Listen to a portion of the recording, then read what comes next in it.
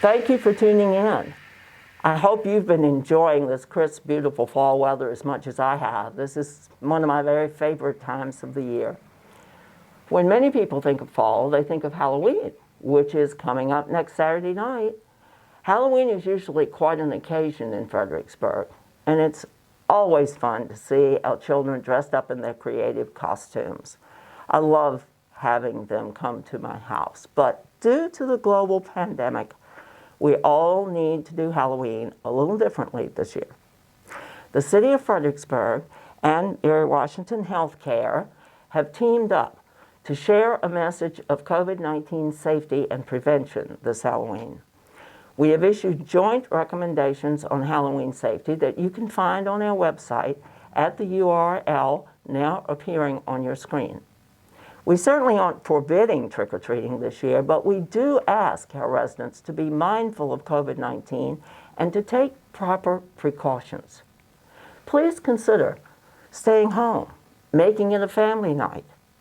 And I'll recommend to you a nice outdoor Scarecrow and Bats event this coming Saturday at 5 p.m. at the Nats Stadium. There'll be plenty of candy for the children. If you're going to trick-or-treat, then practice these safety precautions. If you or someone in your home has COVID-19, please don't trick-or-treat or hand out candy. Joining me today to discuss this topic further is Dr. Shasheen Taylor, Chief Hospitalist for Mary Washington Healthcare. Thank you for joining me, Dr. Taylor. Thank you for having me.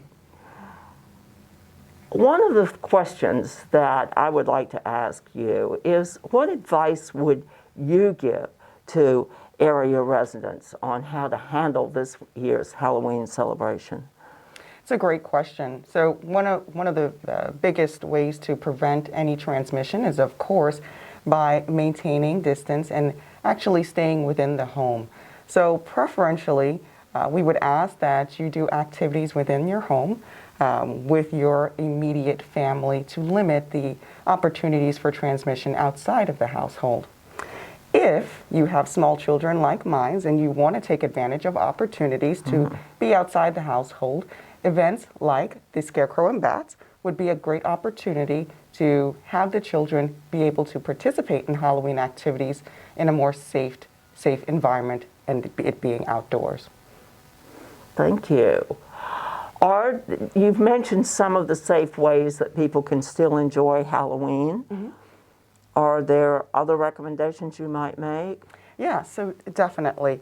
One of the recommendations is, if you and your children feel so inclined to do trick-or-treating, make sure that you're wearing proper mask, still maintaining safe distance, and you want to only do the trick-or-treating with family members within the household. The recommendations that we make for those that would like to hand out candy to our trick-or-treaters is that if you can bag them in individual bags, and even taking precautions to use tongs and things of that sort, so that as you're giving the trick-or-treaters the candy, you're minimizing the risk of transmission there as well. Thank you. Mm-hmm. And there's also the possibility of putting a basket or a table outside your home. Yes. And say, please share, mm-hmm. and making it available in that way too. Yes, that definitely is even a better idea to limit the ability for the virus to spread. Mm-hmm. Why is it so important that we take these precautions? We have to remind ourselves. Mm-hmm. Yeah, you know, I think we're coming upon a time where it seems as though we're all getting a bit wary.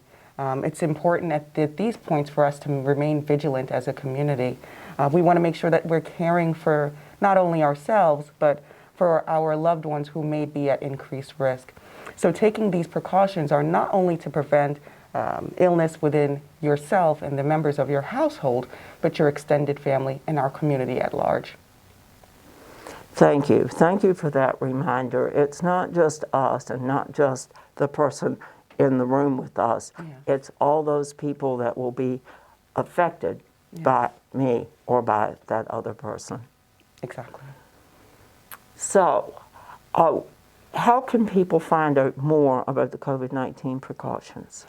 Great. So there are a number of websites. Of course, there's quite a bit of information that's on the Mary Washington website.